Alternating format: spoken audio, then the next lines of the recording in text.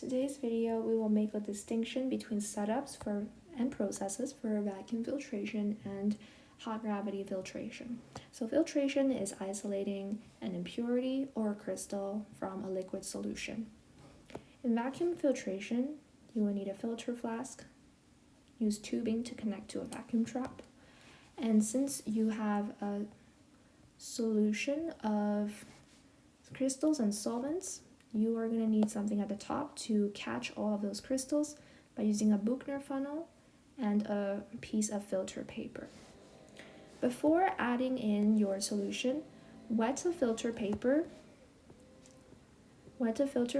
with some solvent,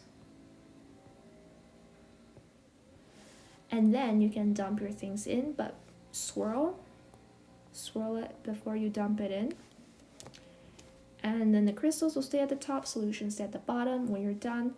And then rinse this with some of that solvent so that everything you need is filtered, so you have a maximum yield.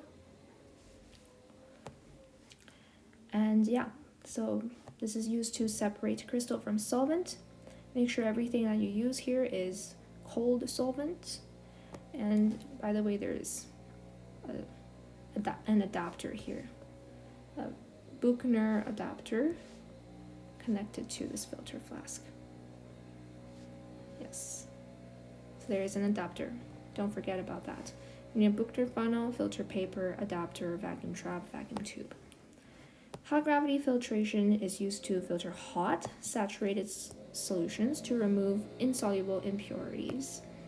And the biggest trick here is to prevent recrystallization by, you could put it in a warm water bath or cover up the top with a watch glass or an inverted beaker when you're not adding additional solvent in it to prevent recrystallization. So you need a filter paper inside this funnel, and you will just put in your hot saturated solution. Make sure it's hot. Okay, now I want to add that maybe you think vacuum filtration, the process, the setup looks kind of similar to reduced pressure evaporation. You have the same gadgets and you're like, just get confused. But don't be confused, because filtration is filtering something and evaporation is concentrating something, okay? So evaporation, that means you just want to suck the air out of a solution. So what happens is the same setup, except in vacuum filtration, you add a Buchner funnel at the top and an adapter. But in reduced evaporation, you just use a cork to plug everything up.